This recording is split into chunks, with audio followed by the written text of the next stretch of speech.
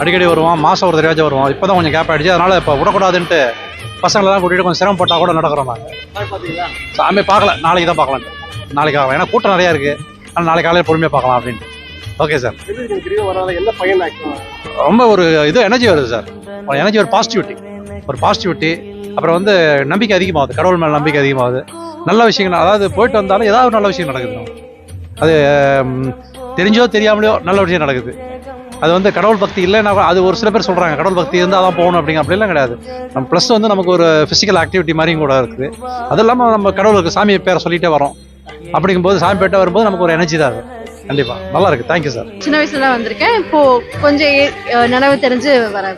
இவங்க சின்ன பொண்ணா இருக்கும்போது நான் இவங்களை தூக்கிட்டுலாம் வந்திருக்கேன். நான் இவங்களை தூக்கிட்டே சுற்றுறேன் ஃபுல்லாக கம்ப்ளீட்டா.